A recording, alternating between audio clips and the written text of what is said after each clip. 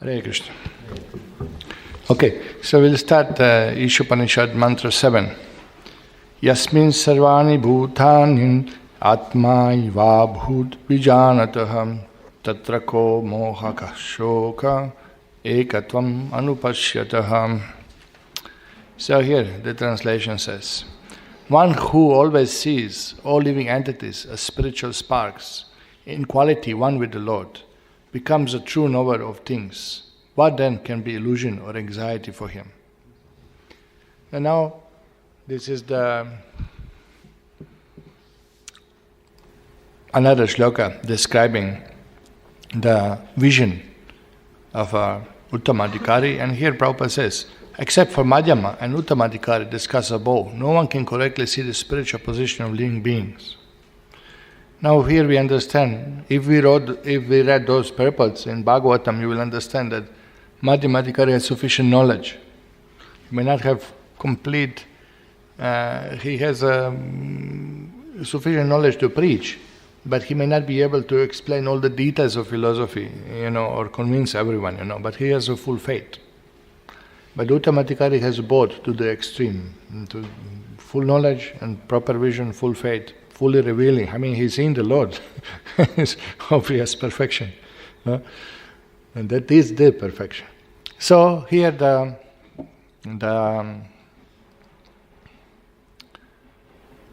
discussion goes on about the result again of seeing.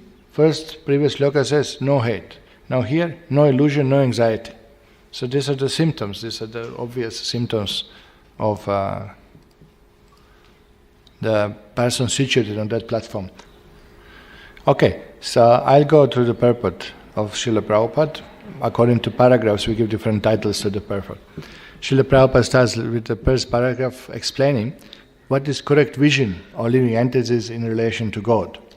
Living entities are qualitatively one with the Supreme Lord, but quantity not equal. So there's many times Prabhupada speaks this, like a fire and the spark of a fire. Spark of fire is nothing but a fire, but in spark of fire you're not going to cook your lunch. Or a drop of the ocean and the ocean, Drop of the ocean quality is same with all the ocean, salt and all the chemical elements are same. But you can't take bath in one drop of ocean, what to speak of, accommodating all aquatics and whatever is present in the ocean. So these examples are common for us because we read in Prabhupada's books many places, many examples like that, so it's not difficult to understand. But so this is correct vision, this is proper understanding. So you can see the shloka. It says, one who always sees all event is spiritual spark, in quality one with the Lord. Okay, because word ekatvam is used. And you will see there will be a big discussion on this ekatvam, because ekatvam, that's it. Okay. Jiva is equal to Lord. But it's difficult to state this. It's easy to say, but it's difficult to hold it, that philosophy, that Jiva is equal in all respects to Lord. Because it doesn't make sense in many ways. Because we are in illusion, we are experiencing sufferings. That is not quality of the Lord. So, can you say ekatvam in absolute sense? We will see now what acharyas, how they comment and how Prabhupada, big purport here. Because of this ekatvam is misused by the impersonalists and Mayavadis. So, this is what Prabhupada says. Ekatvam is what? In quality one with the Lord. No? He didn't write in quality and quantity. No. Many times, quality is equal, quantity is there. But I tell you, even quality is not equal. Because if you see quality in the sense, we are spirit, Lord is spirit, that is equal. We are eternal, Lord is eternal, that is equal. But the qualities, Jiva cannot have 64 qualities that Lord has. Jiva can develop up to 50, and even these 50 are not to develop maximum like in the Lord's. It's not the same. So, we had one classes on Bhagavad Gita and we had exam, and a few Madhva family were sitting there. So question was, the Jiva is equally or different from the Lord?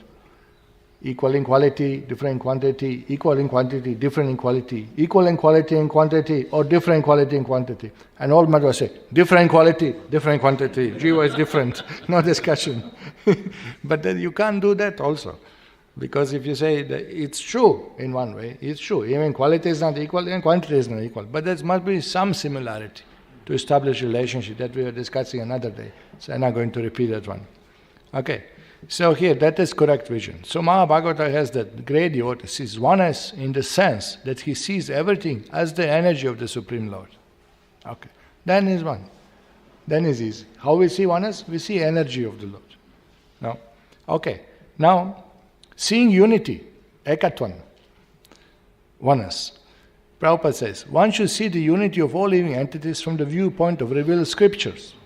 Now you see by eyes of knowledge that all are sparks, living entities, jiva atmas, spiritual beings. That we should see. And in that way we see all are part and parcel of God. Mama evam jiva loke, jiva bhuta sanatana. Okay. Give me something to put. This is shaking like anything. I don't know what happened suddenly. Yeah. Okay. Now the second point. The individual sparks of the Supreme Whole, the Lord, possess almost 80% of known qualities of the whole, but they are not quantitatively equal to the Supreme Lord. You see, Prabhupada said, possess the quality 80%, because out of 64, 50 is 80%, correct? But not qualitatively equal. Quantitatively. Quantitatively means we have no power like the Lord. No, we have, Prabhupada says so many times, we have some wealth, some knowledge, something of something, but Lord has this in full opulences. Okay, now example is that salt present in a drop of sea water, that is already discussed. If the individual living being were equal to Supreme Lord, both qualitatively and quantitatively, there will be no question of his being under the influence of the material energy. Obviously, if Jiva has equal qualities and quantities of the Lord, he has so much knowledge, he is omniscient, he knows the truth what it is, then where is the question of illusion? So you can't compare. You can't compare the Jiva with the Lord. This is very inappropriate. We have to compare till some extent. But you can't compare fully. Absolutely. You can't equate the two things absolutely. So there will be no question be under Maya. In the previous mantras, it has already been discussed that no living being, not even powerful demigods, can surpass the Supreme Being in any respect. Then is very clear distinction.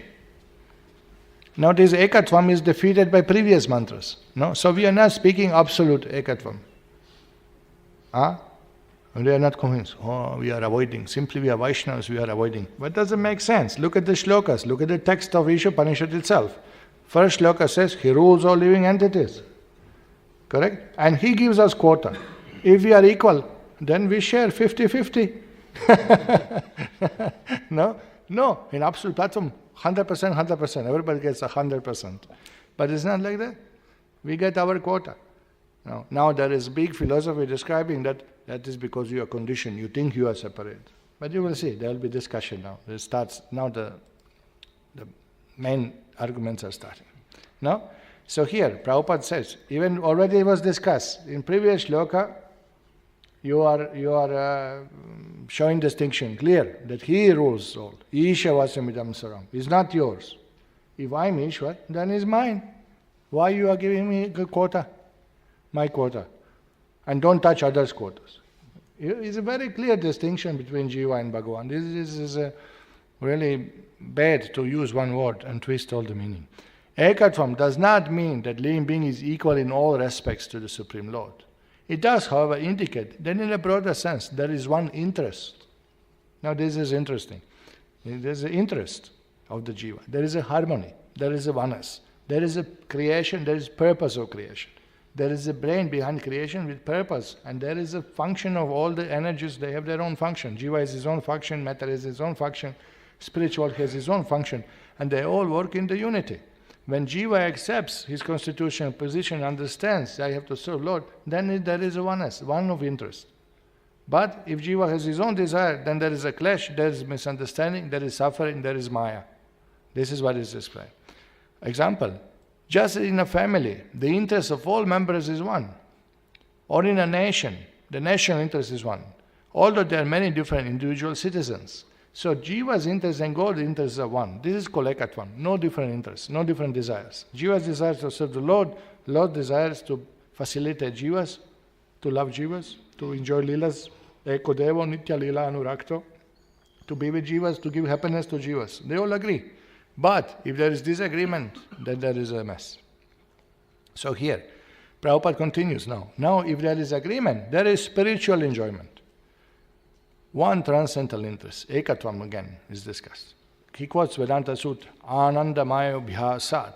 By nature and constitution, every living being, including Supreme Lord, and each of his parts and parcels is meant for eternal enjoyment. They asked Srila Prabhupada, what is the goal of life? To be happy. And people are surprised. Oh, you know, some sannyasis, life is, tapasya, brahmacharya, to be happy.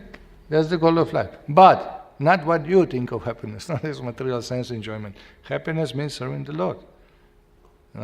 So here, living beings who are engaged in material tabernacle are constantly seeking enjoyment, but they are seeking it on the wrong platform.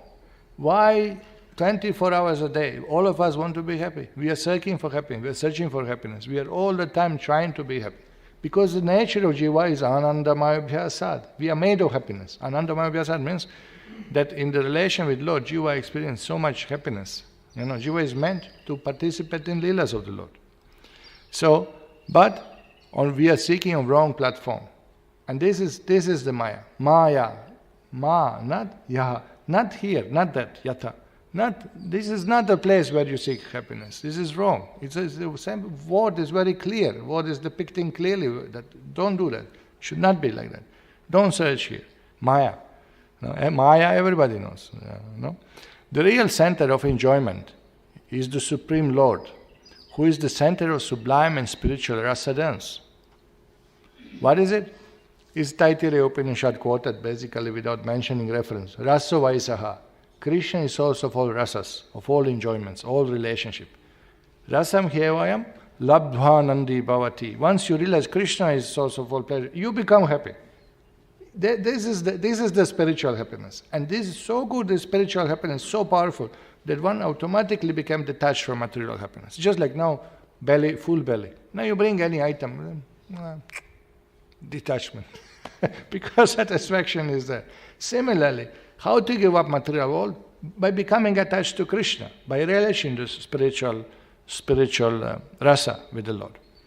No? And he says, spiritual rasa dance, the highest of transcendental pleasure, Prabhupada just mentioned. In the middle of heavy philosophical point, he includes this rasa point. Because philosophy and rasa tattva is not different. The old philosophy is meant to bring us to that point that we serve Lord, we please the Lord. And then we get this transcendental happiness, which at that moment you really devotee does not aspire for it at all. That is the highest platform of spiritual interest. As soon as one realizes this perfect form of oneness, there can be no question of illusion or lamentation. No? So Prabhupada explained what is ekatvam. Now he explains also, not acting in oneness. What happens? Godless civilization arises from illusion, and the result of such civilization is lamentation. Why people are suffering? Why people are suffering? They asked recently the Pope, when this war in Syria started, they asked him that, why war is there? 4 million something, 400,000 refugees. People are suffering, thousands of people killed. Why Lord allows this? They asked Pope, and Pope say, I do not know. What is it? Godless civilization arises from illusion. They do not know. The spiritual leader does not know why it is happening. And obviously he is not the one described in these verses of Bhagavata, Uttamadhikari. And the people that do not know, who am I, who is God, what is our duty, so what? Illusion. I'm this body, and all these upadhis, and all these material desires, and the clash of interest. There is no oneness. There is no one agreement. We want to grab, we want to encroach your property, we want to take your life, we'll kill you. We are ready to kill. For what? For profit, for interest, for our enjoyment. This is madness. This godless civilization arises from illusion, because they want to be happy without God. They want to, by any means, they want to be happy without God. Why do we need God? We'll have machines, we'll have robots serving you. In 70s, if you see American TV 70s, that there were so many advertisements that by 90s, by year 2000, the housewives will be the queens. Why? Because all robots will do all the jobs. So much advertisement, if you see, so much advertisement. They're already showing, robot is going cleaning, man is sitting, robot is holding newspaper.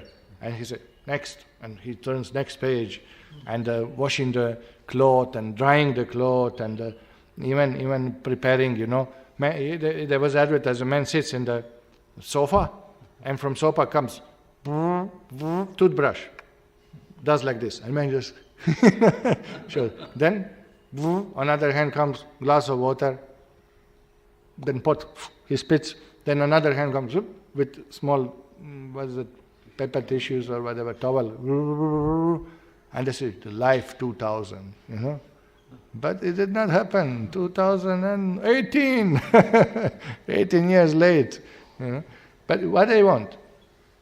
But what they did, actually now they are making robots to fight wars. They don't want to lose a life. They don't want to send the soldiers. Now they want to send the robots. Now they're sending drones.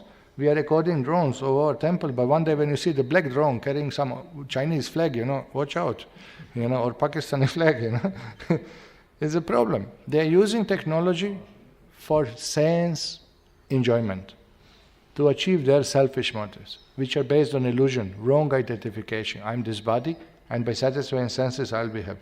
Indriya trip. That's wrong. So here, thus, if we wish to get rid of all sorts of illusion and anxiety and create unity of all diverse interests, we must bring God into our activities. This is the result. Why people suffer? Say somebody, there was some bomb blast in England, there's some terrorist attack in USA, and people ask questions, why is this happening to us? So, one Swamiji was asked, that, Swamiji, you tell us, what is the reason of this happening? So what would Prabhupada said?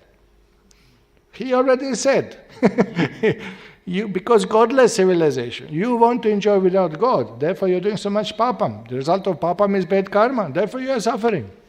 Correct? And then Swamiji came on the TV and he said, because people should look for inner happiness. People should see the self, know the self, and seek for inner happiness. Then they will not seek outside happiness.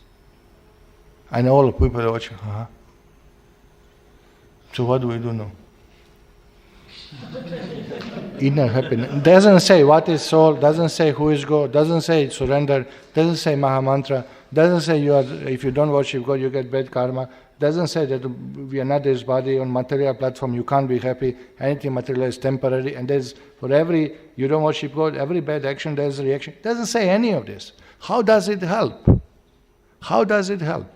Now when people suffer, you tell them, this is bad karma. Why? Because you're killing animals, you're killing cows, you're exploiting others, you're poppy, you're drinking, you're smoking, you're gambling, you're womanizing.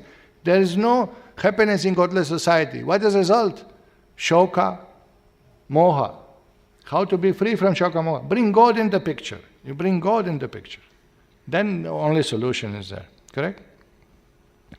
Okay, the result of our activities must be used to serve the interests of the Lord and not for any other purpose. The result of activities is what? You do business, what is the result of your activity? Money. What is the result of your activity? Properties. What is the result of your activity? Fame. What is the result of your activity? Influence, power. Everything used in Krishna service. Then, no clash of interests. Then you can be happy. No? Bhaktivinoda Ṭhākura, magistrate, went house to house begging for the Lord's temple. No? He used his power and influence. And you see, my goodness, magistrate is begging door to door. Definitely we should give something. No? Such an important person does something. No? So everything should be used for Krishna's purpose. The father extends himself through his children and maintains them in order to derive pleasure. If the children obey father's will, family affairs will run smoothly. with one interest and pleasing atmosphere. The same situation is transcendently arranged in the absolute family of Parabrahman, the Supreme Spirit. Same thing. We acknowledge the Lord. Lord gives us everything. We acknowledge Him. Not that you ask Father, Father, give me car, give me money, give me cell phone. And then when question comes, Father say, okay, give me one glass of water, Yeah? Who are you? You bring yourself. It will work. Bhagavan is asking, Patram Pushpam Phalam Toyam, give one glass of water, one tulsi leaf. Where is God? Who have seen God? All right, disobedient child. Then how will Father give you? What He will give? He will not give, He will not reciprocate. No? So like that. So this is nice analogy. Then Prabhupada says, who is Mahatma? Neither the Lord nor the living entities are impersonal. See, these statements, they save life of thousands of people. Because they are Mayavadis, they are confusing. They don't understand this Ekatva. They don't hear from proper source. They speculate. And then they cannot understand. Neither the Lord nor the living entities are impersonal. Wow, it's a revelation. Such transcendental personalities are full of transcendental bliss, knowledge and life internal. Sachitananda. Correct? That is the real position of spiritual existence. As soon as one is fully cognizant of this transcendental position, he at once surrenders unto the lotus feet of the Supreme Being, Sri Krishna. Correct? Iti matva bhajante mam buddha bhava samanvitaha. What is that? Aham sarvasya prabhava. If you know that I am source of everything, same thing. Prabhu, I am the master. Aham sarvasya prabhava. Prabhavaha, bhava means existence. Prabhava, I am source of all, spiritual, material, tatastha, everything that exists. Mata sarvam pravartate. Everything emanates from me. Iti matva, if you know this, bhajante mam, you worship me. Buddha, with intelligence, bhava, with all your heart, samanvita. No? Same thing. This is the result. Result of knowledge, you become devotee. The result of knowledge is that you surrender to Krishna. This is the result of knowledge. Once it is attained, however, there is no longer any illusion or lamentation. There is no miseries of material existence. And there is no birth and death, which are all experienced in our present life. So this is something worthy of doing. This is what we are looking for. Even now in material world, what we are looking for, permanent situation of permanent happiness. But does not happen. Adyantavanta kaunteya nateshu ramate buddhaha. Whatever has beginning and end, intelligent person will not strive to get pleasure from it. Has beginning and end. Anything material has beginning and end. Therefore there is no happiness, no permanent happiness. Soul is eternal. Soul wants eternal happiness. So here, therefore, illusions, lamentation, hankering, suffering, distress, all these things are constantly bombarding us just because of this misconception, misunderstanding that I'm enjoyer and that material sources, material objects will give pleasure to the eternal soul. This big misunderstanding. So this is, I really took brief notes from the Prabhupada. Prabhupada is amazing. And it's not first time Prabhupada speaks against impersonalism and Mayavad, And you will see now how acharyas deal with this shloka. Okay, here, Madhvācārya says, for one who knows that Paramatma is one in all living beings, what delusion can exist? Now this is again, you're seeing Paramatma in everyone. What illusion can exist? In addition to the fact that the knower of the Lord becomes fearless, as stated in previous shloka, this shloka adds that he becomes free from lamentation, illusion, and free from wrong knowledge. How is that wrong knowledge? Well, if you see the shloka, you will understand. Vidyānataha. He actually sees clearly, becomes true knower of things. You see that? So now Madhvācārya is that not only he doesn't hate anybody, but actually he becomes free from illusion, free from lamentation, and free from wrong knowledge. Okay, so immediately he called Pipalada Shaka. Again he's quoting Vedas, you can see. He's quoting Shrutis all the time. So what is it? Look at the shloka, it's almost same text.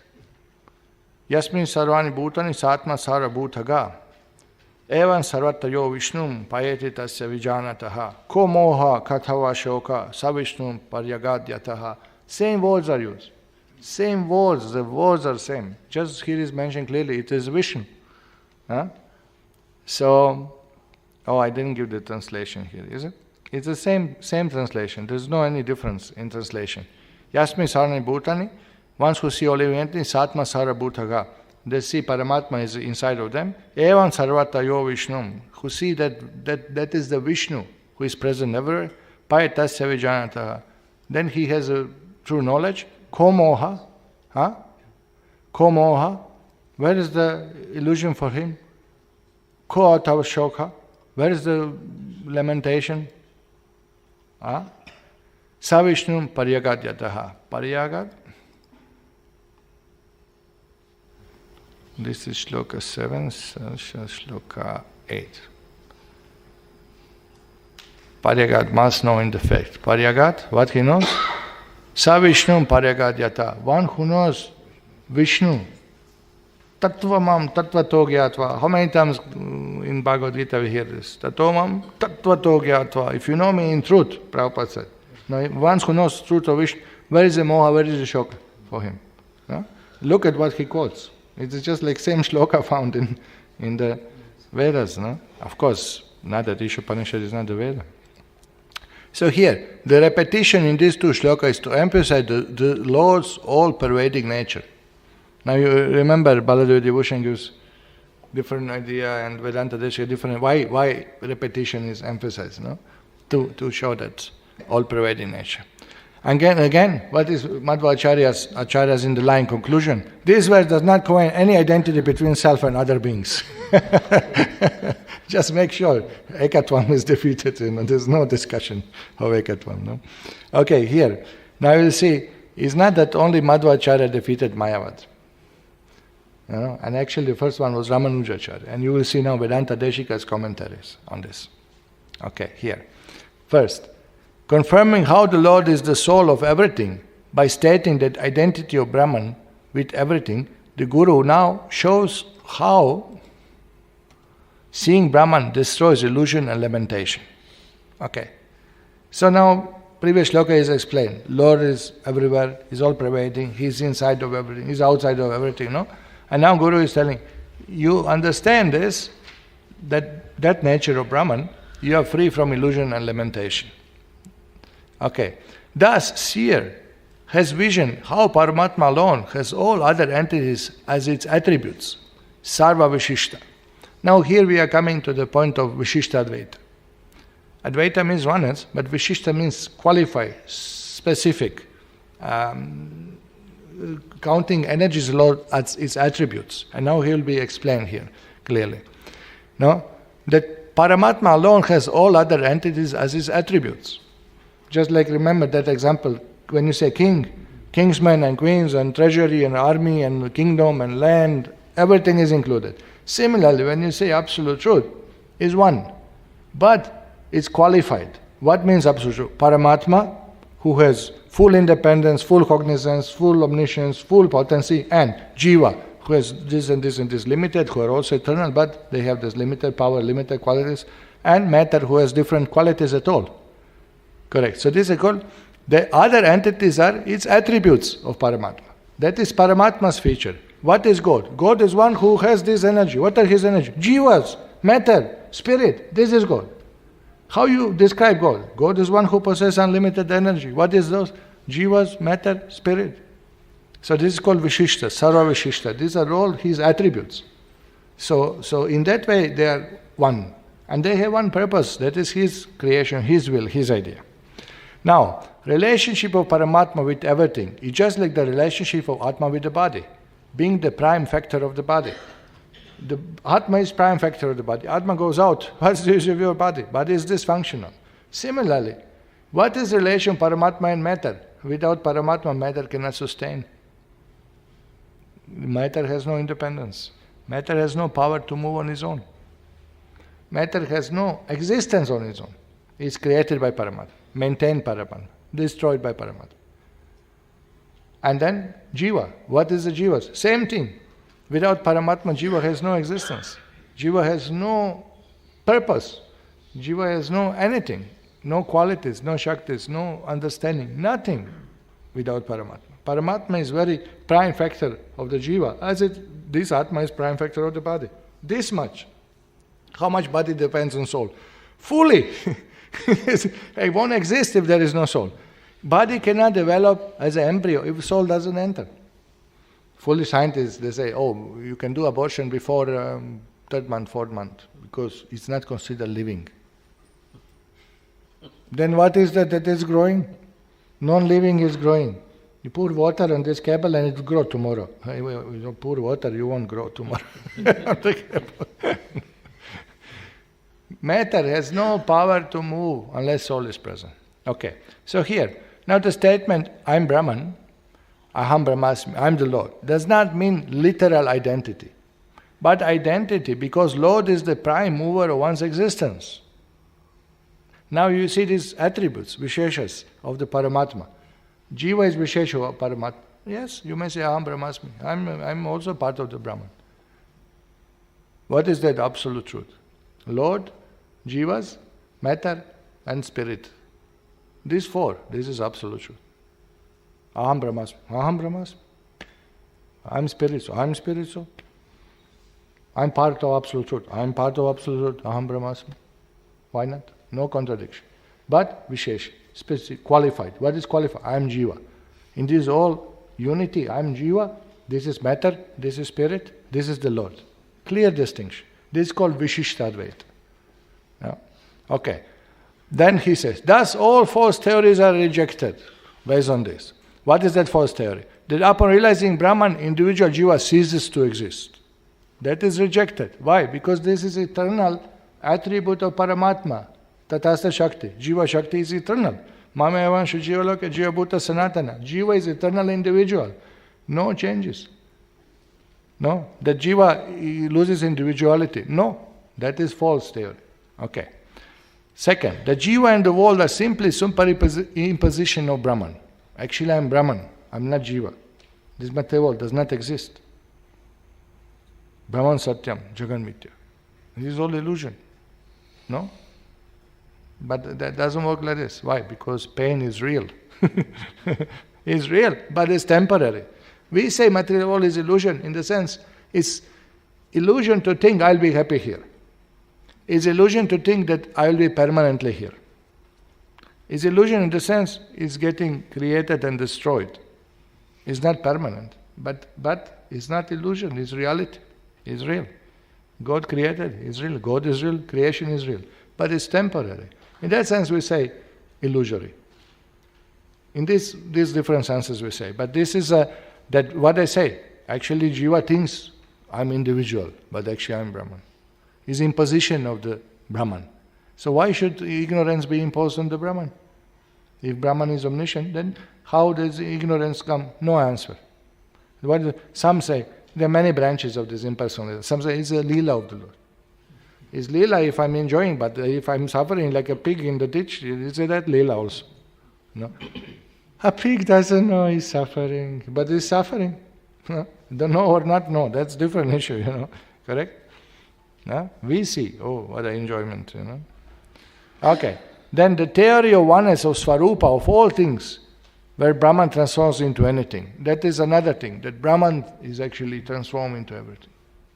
So this is our identity. Once we come to the person, one doctor, we present him to, when book distribution, we wanted him to buy some Bhagavad Gita, Srimad Bhagavatam, so he can read. I said, ultimate knowledge cannot be described. Whatever is in the book, this is known, but we should seek for unknown. But say, unless you read, for you is unknown. So here it is, all unknown, 18 volumes, unknown subject matter to you. No, what I want to say, it's written down, so it's already known, but we do find unknown. Where to catch him, where's the tail, where's the head, like this and like this. Okay, so then how we will know what is unknown? That you have to realize yourself, he said. Okay, but as soon as you realize, it is not unknown, it is known. So that is not the thing you are looking for, because you are looking for unknown. Then he can start blinking with eyes. Then I say, please, sir, we came personally to your house, from Europe we came, to request you, please read Gita, please read Bhagavatam, this is your culture, you came personally, but I want to see you, Nirakar, not the person. What do you do with him?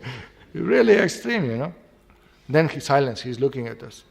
I don't want to see the body, I want to see the soul. I say, okay, here, Prabhupada say, how do they see the soul in the body? I showing Gita, No, he didn't want to buy a book. So many wrong philosophy, just avoiding surrender to the Lord. That's all what they do. Avoiding surrender to the Lord.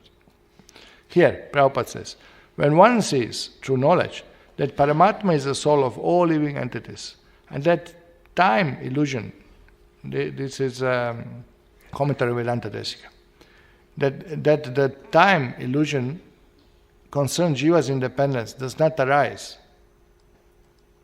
One suffers no lamentation from loss of son, kingdom, etc., for one has attained lack of possessiveness for all things of the world. Okay. So when you see that Paramatma is soul of all living entities, and the time illusion concerning Jiva independence does not arise, that temporary illusion is wrong concept. Once you understand the Paramatma in relation to Jiva, then you are free from lamentation, from loss of son, kingdoms, etc., because they are all related to the body and to these temporary time illusions. So he quotes Mahabharata.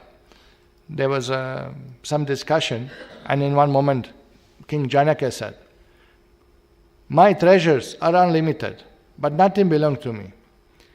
If the whole Mithila were burned down, still nothing of mine is burned. No, and that is called detachment. He said, look at this, my treasures. He said, my treasures. Because he is utilizing Krishna's energies. Correct? He said, my treasure. I'm in charge to utilize this treasure for Krishna service. So my treasure. He can say, there's nothing wrong with that. But look at his consciousness. Even all Mithila burns down and all those treasures are burned down. Nothing mine is burned down. Nothing, I'm not losing anything because I never thought it belongs to me.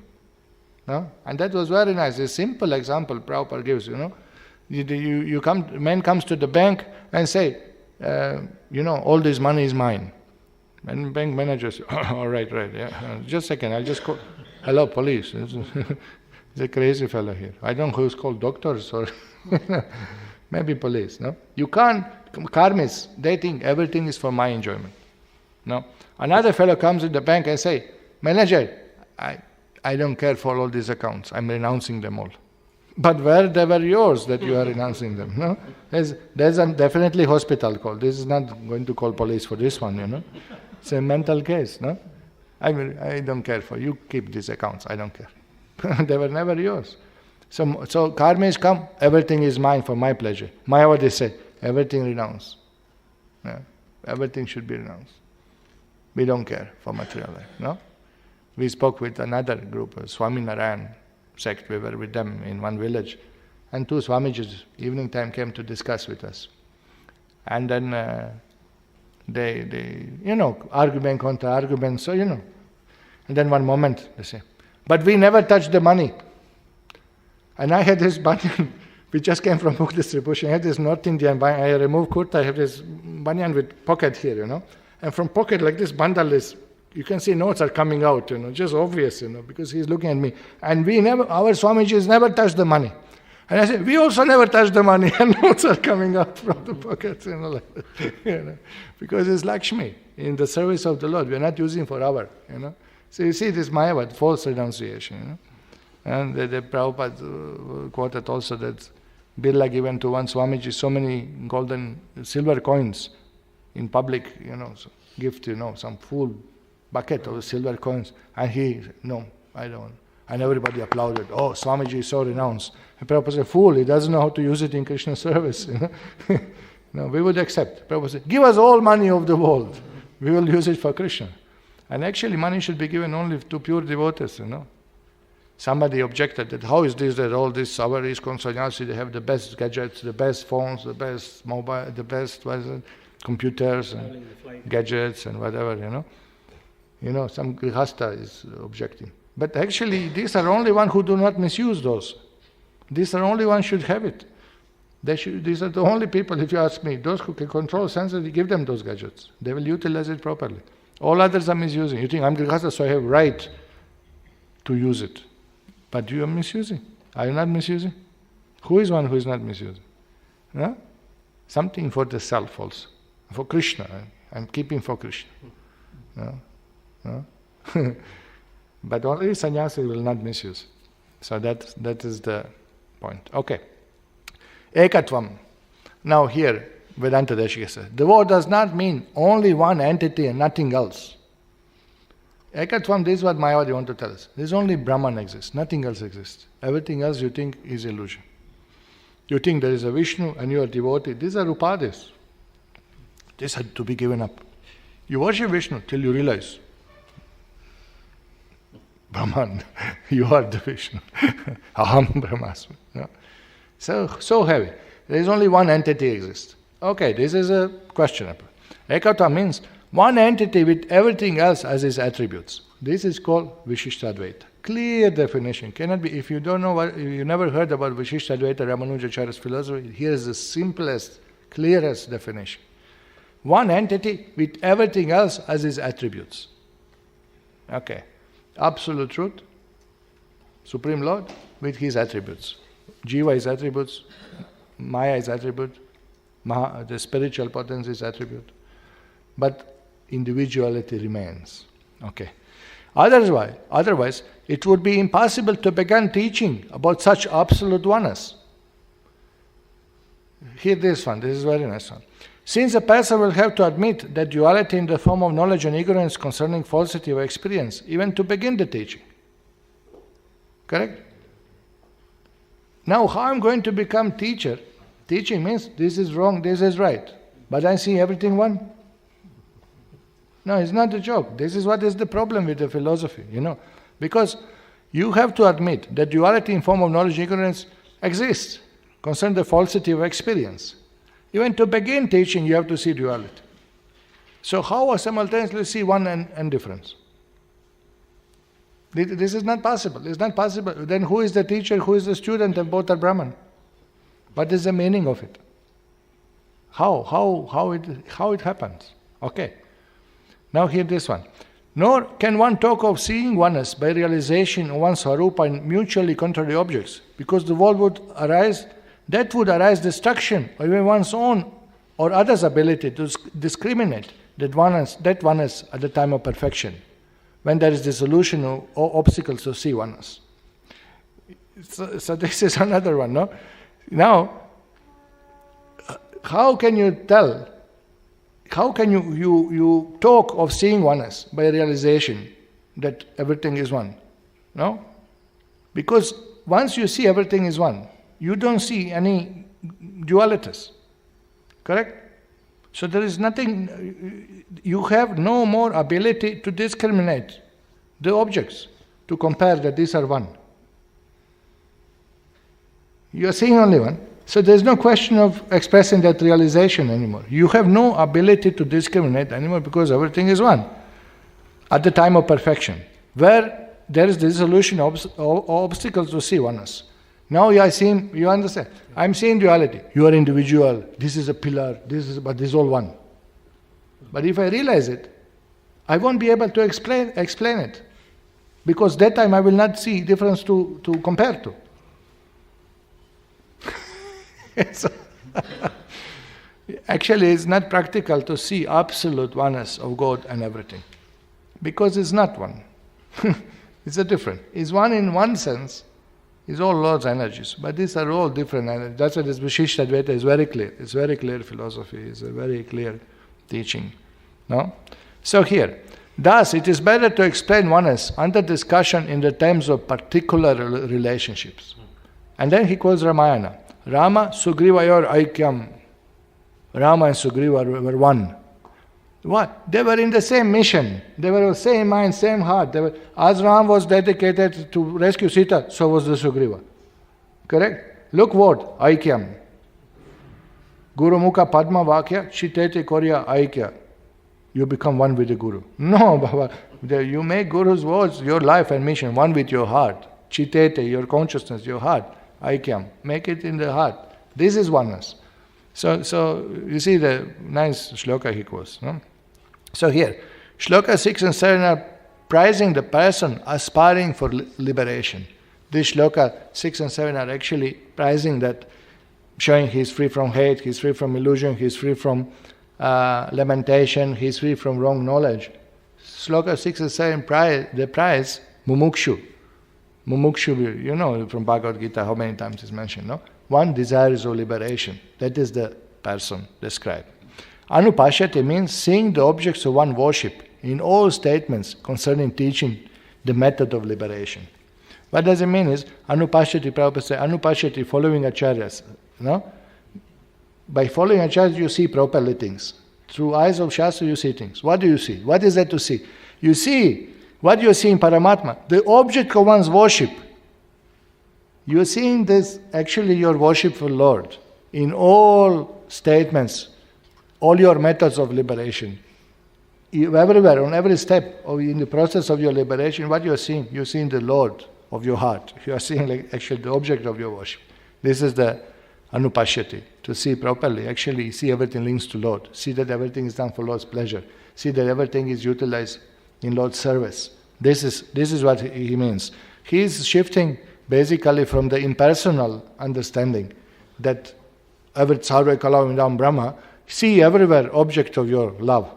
You see how nicely, very devotional commentary. These are very focused, very amazing.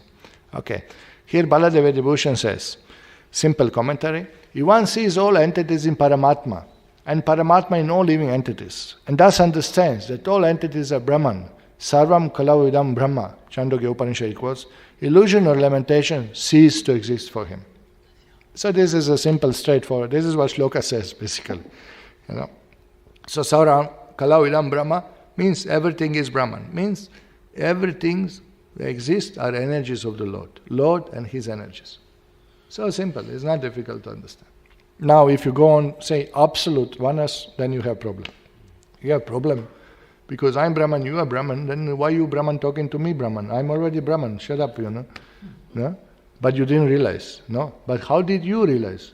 How can you see that I'm unrealized when you are seeing Brahman equal? That means you didn't realize. It's very complex. And these are really the arguments, these are not jokes we are talking. These are really the arguments presented. You know? Okay, here Bhaktivinoda Ṭhākura says, illusions and grief are contrary to knowledge. When you are in illusion and grief, means you are in ignorance. Correct? When Arjuna was lamenting, what did Krishna said? Anarya Jushta. Oh, why? Why you are lamenting? Aryans who know the goal of life, they don't lament. No? Another one? Gatasuna gatasun shananu shochati panditaha. Pandit would not lament. Arjuna, you are not big pandit. Why you are lamenting? So knowledge frees you from illusion, grief, lamentation. Okay. So illusion and grief are contrary to knowledge. And when they are present in our heart, knowledge cannot remain there. Now this is another concept. The knowledge does not come from outside. Knowledge comes from inside. It's revealed. Knowledge, Atma has knowledge. Atma is Satchitananda. Now it's covered. So knowledge is there, but cannot remain because of this imposition, hate, love, anger, lust, illusion, grief, suffering, fear, what else we had? Hate, no, we told, no? Okay. Just as hatred vanishes when person sees everything in relationship to Paramatma, illusion and grief also disappear. Because previous shloka says, first hate goes. So he says, similar as hate will go, illusion and grief will also disappear. Thus, it is essential to establish a relationship with Paramatma. No? So you can, devotional purport, you can see, no? Illusion and grief, contrary to knowledge. And if you have knowledge, you have to see everything in relation to Paramatma. So the essential is establish a relation with Paramatma, then everything settles. Hate goes away, dualities go away, illusion goes away, wrong knowledge goes away, lamentation goes away. That settles it all. Okay? Hare Krishna. Okay, any common questions, anything from the Shloka 7? Good. Everything is clear. So we do one more mantra. Possible? So here, we go mantra 8. Such a person must factually know the greatest of all the personality of Godhead, who is unembodied, omniscient, beyond reproach, without veins, pure, uncontaminated, self-sufficient philosopher who has been fulfilling everyone's desires since time immemorial. Okay, such a person must know the greatest of all. And again, Lord is described. And so many attributes, qualities are now described of the Lord. Okay, so now, what is to say? Look at word to word. I'll show the word to word. Here you go. Saha, that person, Paryagat, must know in fact, Shukram, omnipotent, Akayam, unembodied. You see, Lord has no body. Avranam, without reproach. Asnaviram, without veins. No material body. Shuddham, antiseptic, Prabhupada's translation. Apapavidam, prophylactic. Kavihi, omniscient. Manishi, philosopher. Paribhuhu, the greatest of all. Swayambhu, self-sufficient. Yata atatyataha, just in pursuance of. Oops. How do I go back? Okay. Arthan, desirables. Vyadadhat, avats, shashwati bhyaha, immemorial. Samabhyaha, time. So here, these are the qualities described.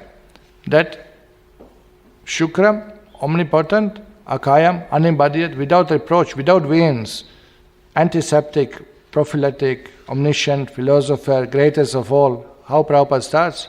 Here is a description of transcendental eternal form of the absolute personality of God.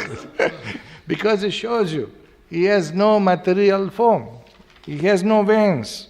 He has no material body. No? Okay. The Supreme Lord is not formless. He has his own transcendental form, which is not at all similar to the forms of mundane world. Therefore say no veins. Correct? It's not that Lord's body is made of blood like ours. But he was bleeding in Kurukshetra when he was struck with arrows. He may show like that. But his body is not made of matter. Spirit is superior. Okay. The forms of the living entities in this world embodied in material nature, and they work like a material machine. Yantra Rudranimaya. Yantra means machine. Machine is given. And you know, when you go to a doctor, if you see what they do, better you don't see. They're screwing, they're cutting, they're repairing, they're replacing parts, they're cleaning, they're scrubbing, they're chisels, they have hammers, scissors, screws, they put something, they screw it up, all right, repaired. Machine. You come to the doctor and showing me like this, This works like this works like this, there's joints, everything. The nerve system is there, bone system is there, muscle system is there, skin system is there. What is it? It's a machine. It's a machine, no? Yantra is there. The anatomy of a material body must have mechanical construction with veins and so forth, but the transcendental body of Supreme Lord has nothing like veins. It is clearly stated here that he is unembodied, which means there is no difference between his body and his soul. Look at this one. You see that? What means unembodied? We are engaged in the body, but Lord's body and soul are not different. So he is not embodied. There is no difference because both are spiritual. Then devotees ask Prabhupada, how is this possible, Prabhupada? The soul is different from the body. We thought, okay, you have now material body, but spirit soul is there. But in spiritual, you have spiritual body. But soul is inside your spiritual body. Prabhupada say, you have golden body and golden coat. What is the difference? There is no difference. He said like that. Huh? Now, what was the difference? Somebody was asking that Ramanujacharya, Madhvācārya, there was some differences. Somebody asked that question. He asked that's the difference between Madhvācārya and Ramanujacharya in philosophy. So here is the difference. The Śrīpāda Ramanujacārya explains that the Atma of the Lord is spiritual, has no form on its own. But Lord has spiritual body. So spiritual soul resides always in spiritual body of the Lord. So therefore the Lord is spiritual, Sachidananda Vigraha. He has explained like this. But Madhvācārya explains that no, that the Lord's body itself is spiritual. His soul has a form. There's a soul. The Lord's form is his own body. So he says, therefore, the deity of the Lord and the Lord are not different. He says Krishna's toe, Krishna's finger, they are not different from Krishna. Krishna's transcendental body, spiritual body, but Krishna plays flute. This is himself. This is himself. Spiritual form is there.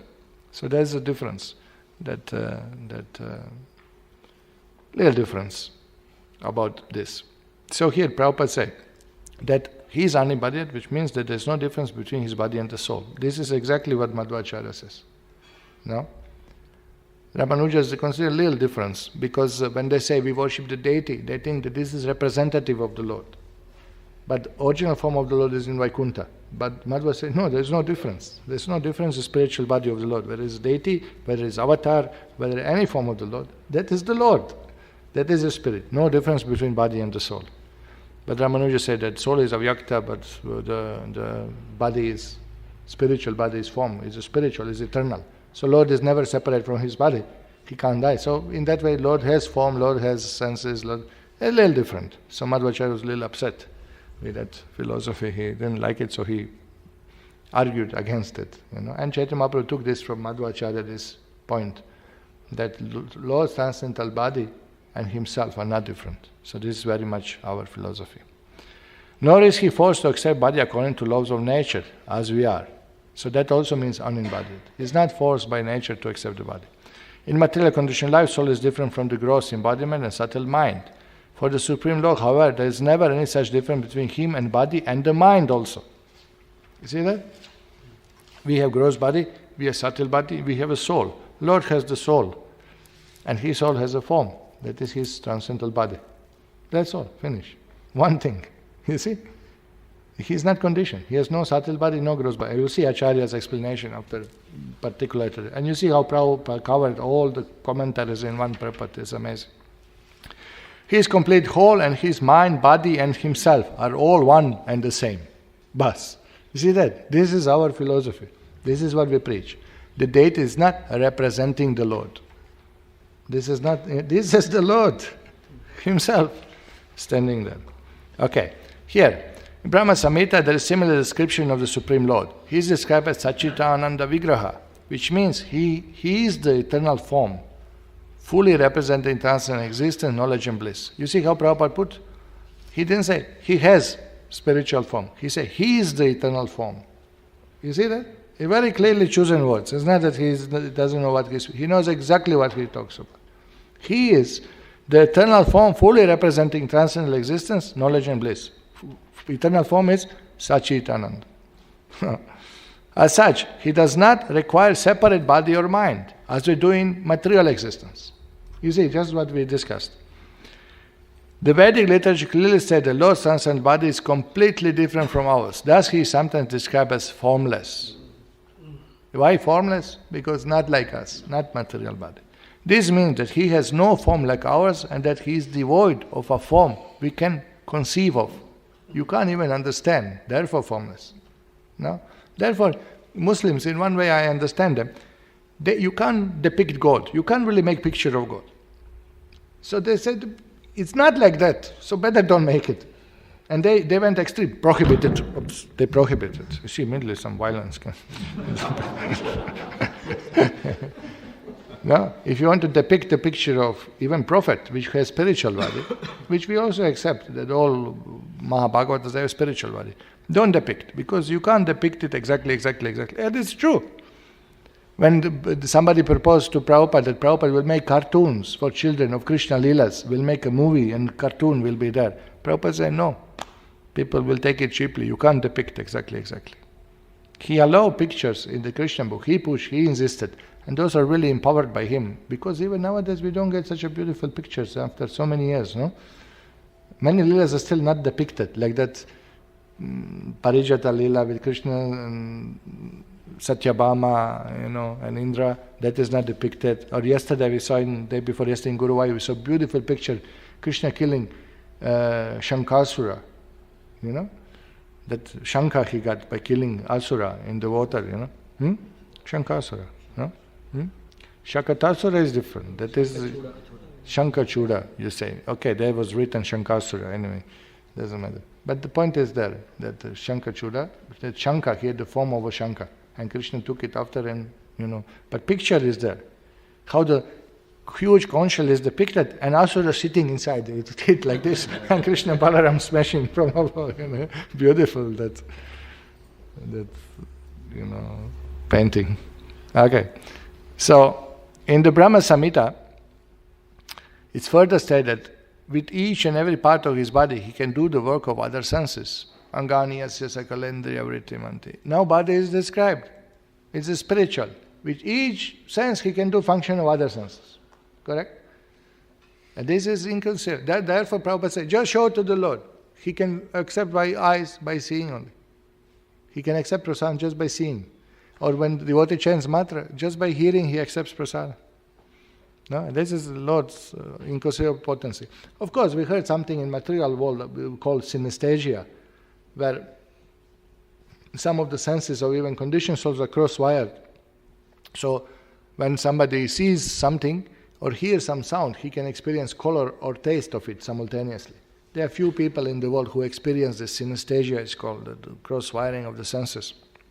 And even in material, some jivas experience this. He hears some sound and he feels bitter on the tongue. Sare, gama, pada, nisa. Different sound gives different taste in the tongue. No? Of course, some sounds really give bitter taste. Like, this heavy metal music. Some bitter taste. But that's more in the mind. But they feel physically on the tongue. Or they hear music, they see colors. They can see colors. So this is amazing. Even there are some people, there is some documentary video, you can type synesthesia when you get opportunity. And it's very interesting. And now Lord's body, synesthesia. He has all the senses performing function on other senses. Okay. This means that he can walk with his hands, accept things with his legs, see with his hands and feet, and eat with his eyes, etc. This is the spiritual body. Now, we ask Guru Maharaj, how is it in spiritual world? You have such a body, and Jiva also has such a body. God also has a... How do you function? I mean, Krishna, I offer gulab jamun. How does he take it? But his feet, but what do I do? Generally, they don't use it. They use it as we use today, ordinarily. But if they want, they can use any of the senses for any purpose. But generally, is for the sake of lila, because lila is that human-like lilas.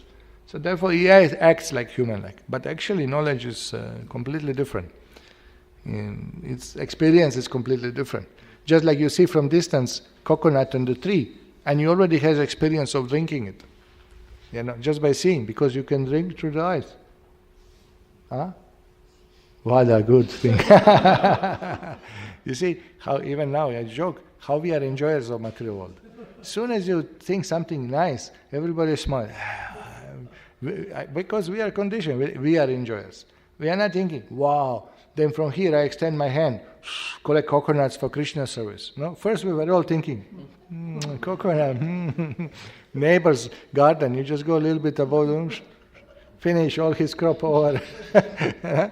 You see why Krishna is not giving us cities. We can't handle it. We'll be in Maya like anything, In the Shruti mantras, it is also said that although the Lord has no hands and no legs like ours, He has different type of hands and legs by which He can accept all that we offer Him and run faster than anyone else. Upanishads are full of these statements. These points are confirmed in this 8th mantra through the use of words like Shukram, omnipotent. So here, how the Lord works, how He has no hand. He is omnipotent, so it's Shukram. So this is how Prabhupada... Shall I go through all purport like this, one by one word? We're supposed to read, or shall I summarize it? I have notes. Whether I go summarizing. Okay, so here, Akayam Shukram. Now, second paragraph Prabhupada says, the Lord's worshipful form, Archa Vigraha, He describes. This Archa Vigraha is installed in temples by authorized acharyas. This is not whimsically installed, any form or anybody, any name. No. The forms are described, that Gaudiya Vaishnavas, they worship Krishna in his energy. Radha Krishna Sitaram, Lakshmi Narayan, Gornitai. Or, what do we worship? Nrsimhadev. Nrsimhadev also. Prahlad Nrsimhadev or Lakshmi Nrsimha. Jagannath, Baladeva, Subhadra. Lord is never worshipped alone. We don't worship only Laddu Gopal. Gopal and Laddu. No, it should be his energy. Somebody said Gopal and Laddu. No, we worship Lord with his eternal consorts. Okay. Non-different, installed in the temples. Deities are installed by acharyas. They are not different from original form of the Lord. Again, Prabhupada is speaking this point. And that is the example of Sakshi Gopal in Chaitanya Charitamrita. The two Brahmanas, they spoke something in front of the deity. One Brahmana committed, I'll give my daughter in you to marriage, and after say, I never said. But you told in front of deity. Okay, bring the witness. Bring him as a witness. So this devotee went and asked, Lord, Gopalji, you are only witness. Come with me from Vrindavan to Orissa. So Lord followed him in the deity form. Came walking to Orissa, and then again he took form of the Acharya. Means again he accepted to be worshipped in the deity form. So that proves the story is very much important in Chaitanya Charitamrita. Shows the deity form. This is Krishna's form. This is his transcendental form. The Lord's original form is that of Krishna. Expands himself into unlimited numbers of forms, Baladeva, Ram, Nrsimha, Varaha, but all are the same personality of Godhead. Same person in different spiritual forms. By worshipping Archa Vigraha, one can at once approach the Lord who accepts service of devotee by his omnipotent energy. Now, because Lord is omnipotent, he can accept. He descends at the request of Acharyas, Archa Vigraha, the holy teachers, and works exactly in original way of the Lord by the virtue of the Lord's omnipotence. This is all discussion of deity worship. This form may be seen as material by the imperfect eyes of foolish people or Kanishta Adhikaris. But such people do not know that Lord being omnipotent, Shukram, and omniscient, Kavi, can transform matter into spirit and spirit into matter as he desires. This is Lord's potency. He can do that. He can just make it spiritual. You offer something, spiritual. You offer flower, spiritual. No? Once we forgot in Baroda Ratha Yatra 94, one Gopal Bhai, he sponsored 5 tons of halwa. Lorry of halwa came with the shelves, there were shuffles, they were loading, unloading, And we were serving, that time we were helping, of course we were distributing books, but at Ratha Yatra time they needs help with the deities. So we brought the Jagannath, and before we brought Jagannath, they already distributing halwa to the public. So I was upset, and we had one more devotee there, Devarshi Prabhu was there, he had Shaligram Shila. So he said, don't worry, I'll offer. So he jumped on the lorry, took some halwa. One side they already distributing there, He's running, offering to the Shaligram, And, it was a mess, They started distributing before Jagannath came at all to the scene. So at the end of it was successful at that. There was thousands of people jumping, dancing, offerings, amazing. So at the end of Ratha Yatra, I told to Guru Maharaj, you were looking what is it? You didn't want to say that I'm mental, but you were looking a little sad. Say, Maharaj, 5 tons of boga distributed. These people didn't even offer to the Lord. Hey, Maharaj, cool, hey? Lord is more intelligent than devotees. It was cooked for that purpose. Intention was to distribute the Ratha Yatra. Lord accepted it even before it was over. Don't worry. It's Ratha Yatra. Lord knows the purpose why it was cooked. Lord, that Gopal Bhai, he offered with that attitude that is to be distributed Ratha Yatra. Before Lord came, to the spot, already he ate it. Jagannath is famous for that. So I will say, wow. See, Lord is omnipotent. He can eat it from temple directly. He took it. He knew what they are cooking for him. He accepted. You have to bring the material plate and this and that, but he doesn't have to. Already he ate. Then I said, Maharaj, then we offer second time. No, you offer your devotion. He told, they don't know. I already took. So then I was relieved from the suffering. 5 tons of boga, But people took it as a prasadam in that consciousness, People, it's prasadam, 100%. Guru Maharaj is right. This is what has happened, Turn matter into spirit and spirit into matter as he desires. Okay. Now Prabhupada discussed that ignorant people, 9, 11, 12. What is 9, 11? Avajananti mam muda manushin tanumashitam. And the 12? Moga sha, moga karmana, moga jnana vichedas. Lord regrets the fallen condition of man with little knowledge who deride him. Lord is feeling sad for them. Regrets for them. The Lord does not manifest himself in full to mental speculators either. Okay, so people who criticize Lord or who think Krishna was a prince, why they made him? He was so popular that they equated him to Vishnu of Rig Veda and make him God. But Krishna was a prince in Dwarka. Some mental speculators say this. He can be appreciated only in proportion to one's surrender to him. Yehatamam prapadyante. Now clear. The fallen condition of living entity is due to entirely to forgetfulness of their relationship with God. The fallen condition of the living entities is due entirely to forgetfulness of their relationship to God. That is our problem. No? Why we fall down? We forgot the Lord, we deny Him. For rewards, one's qualification not enough. His mercy is required. Now how Lord reciprocates? A living being desires something and Lord supplies the object of that desire in proportion to one's qualification. Correct. You desire something, but not that every desire the Lord fulfills, according to your qualification. But, Prabhupada says, qualification is not enough. Man wants to become High Court judge. He writes exam, he passes qualification. But, unless authority authorizes him and appoints him, he cannot accept this post. He can't just, I have exam, I just sit and become judge. No. Still authority must appoint you there. So this is what Prabhupada says, no? It must be awarded by some superior authority. So not only qualification, but Lord's mercy is also required. The Lord awards enjoyment to living entity in proportion to their qualification, but good qualification themselves are not sufficient to enable one to receive awards. The mercy of Lord is also required. Thus this mantra of Isopanisad use the very appropriate word, yatata tyataha, indicating that Lord rewards the living entity just in pursuance of their desires. If a living being wants to go to hell, the Lord allows him to do so without interference. And if he wants to go back home, back to Godhead, the Lord helps him. See, this independence of Jiva is discussed here.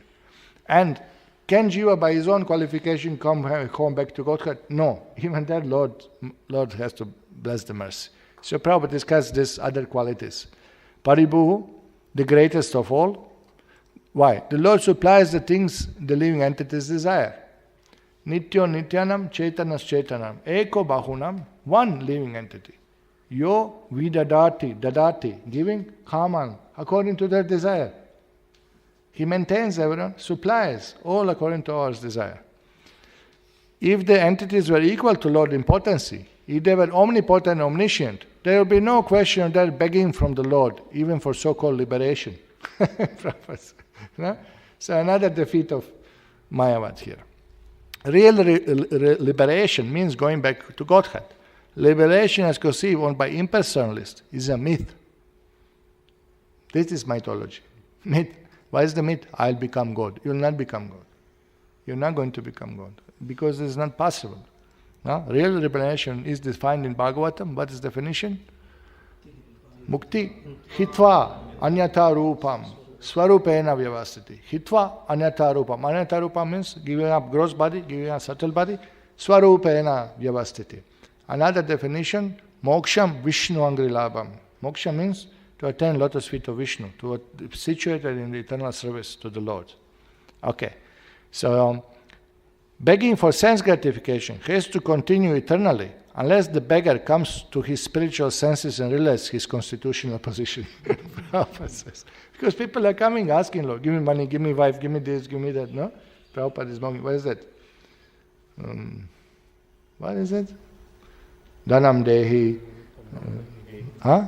Dhanam dehi, Rupam dehi. Then goes on. It's a big list. Okay. Swayambhu, self-sufficient. When Lord Krishna appeared on earth 5,000 years ago, he displayed his full manifestation, personality through his various activities. Killed many powerful demons, Aghasura, Bakasura, Shakatasura, and there were no question of his having acquired such power to any external endeavor. He is self-sufficient. It's not that Krishna went to some Baba and he blessed him, or he did some yoga, then he came out like God, no? Like that false Kalki avatar from Andhra Pradesh. He said, I was working in LIC office and one day I looked through the window and I realized, I am God.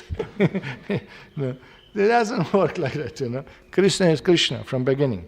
He lifted Govardhan without ever practicing weight lifting, Prabhupada says. It's so humorous the way Prabhupada writes, but it's a reality, you know. Because people say, why Prabhupada say? Because they yoga classes and they have philosophy classes, they say, you become God. In 15 days, you'll become God. Bogus. So, Shuddham. Prabhupada writes antiseptic and prophylactic. Definitely Prabhupada has this chemical background. He used those terms. Unalloyed devotional service. Alloys. This is used, it's a very technical term. Maybe in steel plant they use this. Alloys. Unalloyed. It's not really used much, but this is what Prabhupada used to very clearly. You have to introduce some new words because this English language is not really meant for spiritual pursuits, you know. So here, Krishna.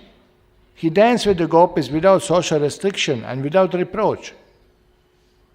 It is not moral in material world to dance with unmarried girls or what to speak of other men's wives. This is immoral. This is worse. But for Krishna, no. He remained Shuddham, Apapavidam, and he did not acquire any sin. Why? Why? Nija Rupataya Kalabihi. These are Lord, his own potency. From his own form they are expanded. These are his energies meant for his pleasure. When I have my wife and dance with her, I am a rascal dancing with Krishna's wife. That's all supposed to serve Krishna, but I am misusing in my service.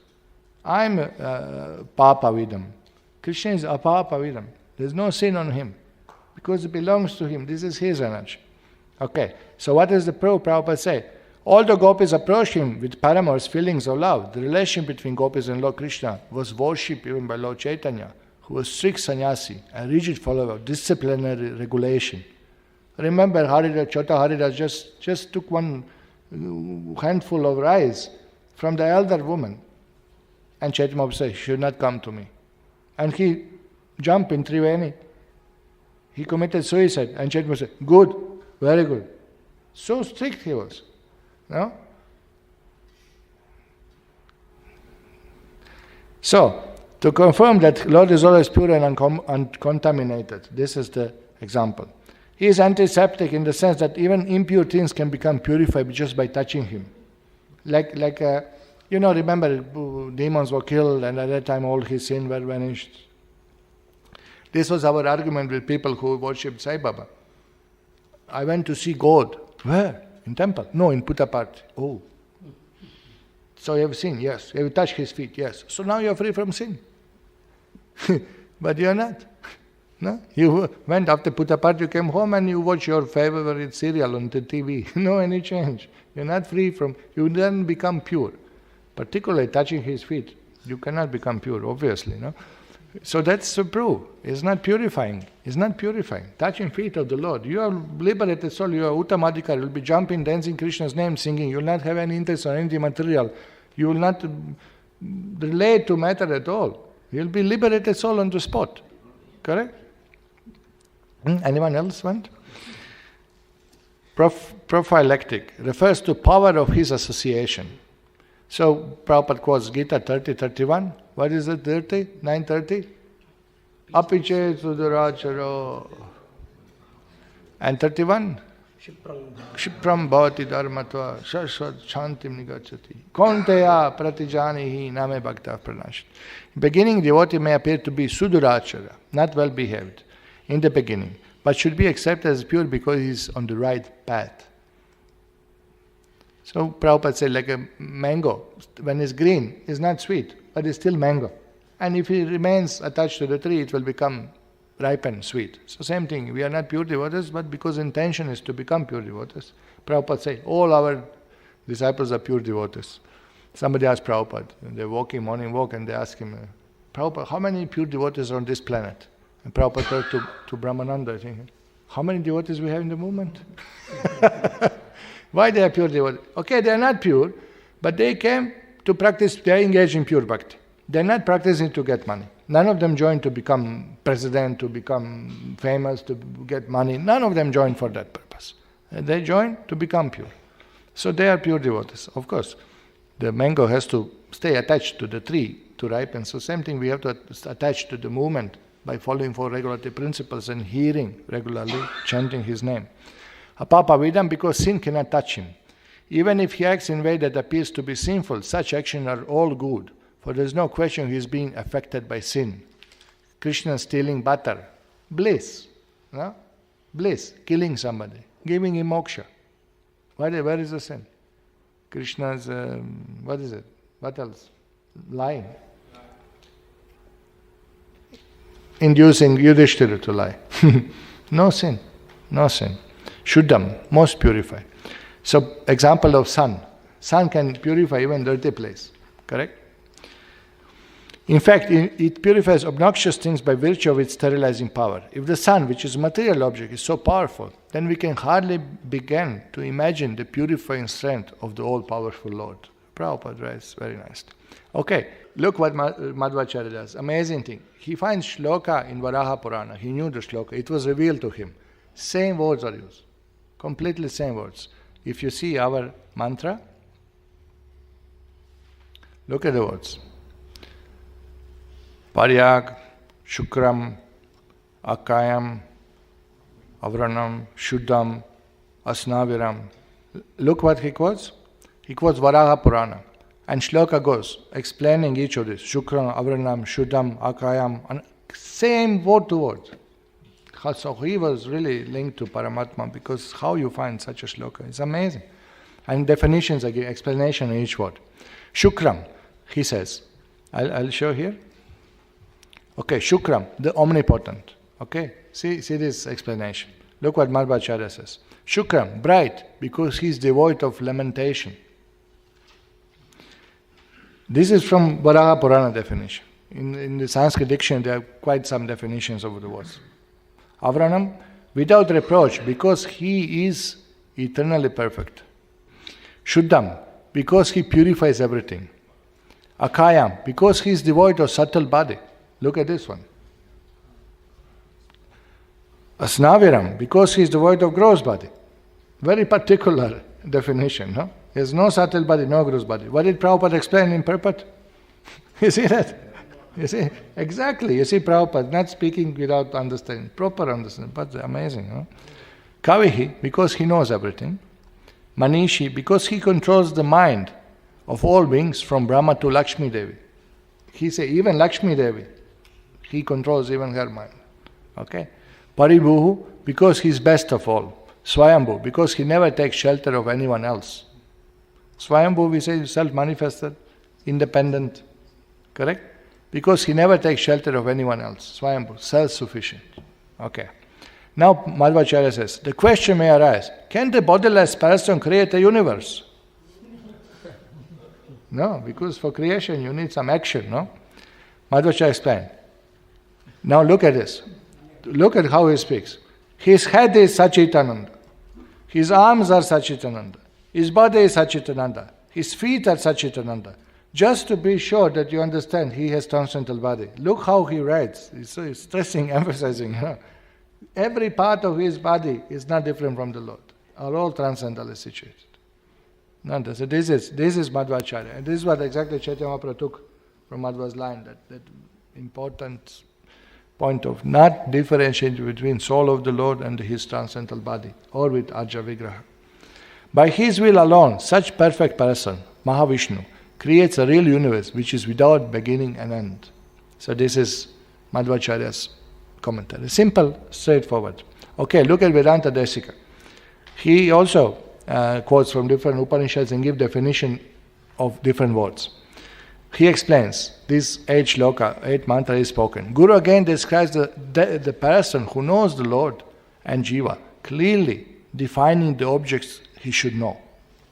Now again, it's emphasized, what is that Supreme Lord? Shukram, dazzling, being self-manifested like light.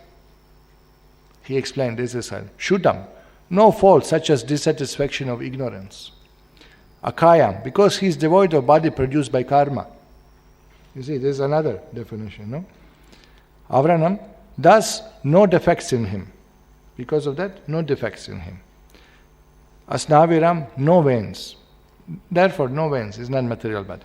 Apapavidam, no by karmas in the form of punya and papam. He is not affected by karmas in the form of punya and papam.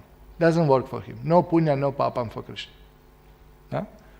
And he quotes Chandogya Upanishad, famous one. Sarve papmano to nivartante. All sins are absent in him. No sin on the Lord. Whatever he does, no sin. There's some speculating that previous life, what was that? Ram killed Vali, therefore in this lifetime, what happened this lifetime? Some reaction, something they speculate, The hunter shot Krishna in the foot from hiding, because in previous Leela he killed Vali from hiding. Bogus. Why? Because he is the hunter, he is the arrow, he is the intelligence, he controls intelligence, he controls the mind, he controls the action. Not even blade of grass move without will of the Lord. No karma, no reaction for the Lord. Another foolish Pandit said that Balaramji took too friendly Krishna. He didn't understand Krishna is Paramatma, so he did so many offenses. So what crazy commentaries, misunderstanding transcendental position of the Lord. Balaramji is same Vishnu Tattva, same applies. Sarve papmano to nivartante. No papam in him. Because Krishna used to carry other boys, they also get sin. Some foolish Pandit commenting on Krishna Leelas. Never understood anything, really, never understood. Okay, here. Then the knower of Brahman is described. Now here you can see that Vedānta-deśika say how shloka describes the Lord, but how shloka describes the seer, the knower of that Brahman. So he say, Saha, that person, the seer of what is behind the senses, he is Kavi, because he has extended vision, or because he has better vision. No, he's not seeing by naked eyes, he's seeing by Shastra. Or creator of compositions expressing realization of Supreme Lord. He is Kavi, like Vyasadeva. He is self-realized soul who writes commentaries. That is. Then he say, Manishi, he possesses the intelligence by which he controls the mind. Okay? Paribhuhu, because he is beyond the limits of his body, or surpasses others in knowledge, or one who can overcome all hostile elements such anger, lust, greed, which are difficult to control. This is the meaning. Or Swayambhu, because he is indifferent to all other things while constantly seeing the Atma. So this is very interesting that Vedānta-deśika splits the shlokas. He says how shlokas describes the Lord, how shlokas describes the Mahatma. Because actually it refers to Mahatma. This is how he sees. So who is he? He is the one who has this quality. So could in Sanskrit you have this freedom to use it like that. Okay. Or then he says, or one can explain that this was taking subject as the Lord, an object of jiva. Then he opposite now the qualities. What we describe to the jiva, he describes to the Lord. What he prescribes to the Lord, now he prescribes to jiva. So he says, shukram, if that refers to jiva, pure jiva, free from all contamination. Sa prayagat, that refers to the Lord who is situated everywhere. Kavihi, poet, refers to Lord. Manishi, Lord is most intelligent. Paribhu, Lord contains everything. Swayambhu, he is independent. So he say other qualities easily apply to the Lord, no need to explain. So you see how acharyas explain, and really gives you insight of the topic. And here Baladeva Vidyābhūṣaṇa says, again shloka is there, he says, the result of perceiving the Atma by the qualified person, as described in previous verses, is here delineated. Now it's clearly to the point. What exactly he sees? He sees jiva's part and parcel of the Lord. Okay. Sa, that qualified person, paryagat, he attains Paramatma. What is the nature of Paramatma? Now he describes. Shukram, having the nature of pure consciousness and bliss. Now this is third definition of Shukram, and all of them quote shlokas. Then, Akayam, he is without material body, whose purpose is sense gratification. You see now what means Akayam? Material body. But how this material body is created? By desire of jiva to enjoy. So purpose of material body is sense gratification. So he has no such a body. Why? Because he has no tendency of sense gratification. Why? Because he is Atmaram. Correct? avaranam, without faults, being perfect. Asnaviram, without veins. Shuddham, without a touch of impurity. Apapa vidam, devoid of papa and punya. No papa, no punya. Now Krishna is giving cows in charity. Oh, you see, Krishna also needed some punya. No, he is teaching us to do some punya. No? The man in knowledge sees that Atma is a person who has established eternally all objects with their real form. Means Paramatma in this shloka. And then his qualities of a Mahatma, Kavi, omniscient, Manishi, intelligent, Paribhu, controller of all, Swambhu, independent. No, these are qualities of Paramatma described here. The man in knowledge sees that Atma is a person who established eternally all objects in the real form. So these qualities are described as the Paramatma, because the second portion of shloka describes that one creates all, maintains all, he actually fulfills desire of all and is independent. Okay, now Bhaktivinoda Ṭhākura comments here. He quotes immediately Śrīmad Bhagavatam. Śrīmad Bhagavatam shows 5 basic objects, padartha, which are dependent on the Lord. Dravyam, karma cha kalas cha, sabhavo, jiva eva cha, vasudevat paro brahman, na chanyorto stitatvataha. Now this second part of shloka, apart from describing these qualities of Paramatma or qualities of Mahatma, actually describes this, that Paramatma maintains, sustains and fulfills desire of everyone. And everybody depends on Paramatma. So he comments on that.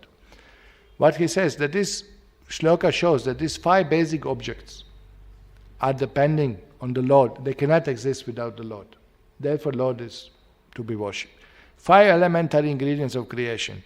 The interaction, therefore set up by eternal time, intuition or nature of the individual living beings, are all different parts and parcels of personality, Godhead, Vasudeva, and in truth, there is no other value in them. Then he quotes, Nityo Nityanam, Chaitanas Chaitananam. By this verse, we understand that 5 objects are eternal, but Paramatma is supreme eternal, because he is the shelter of all those objects. He has no material body, but spiritual. His all actions are spiritual. This is how he concludes. Bhaktivinoda Ṭhākura emphasizes here this point, that actually all depends on the Lord, and all are sustained by him, and without him they have no any meaning, they have no existence. He really focused on just last line on the verse in this commentary. Okay, thank you very much. Śrīla Prabhupāda ki jai, Isopanisad ki jai.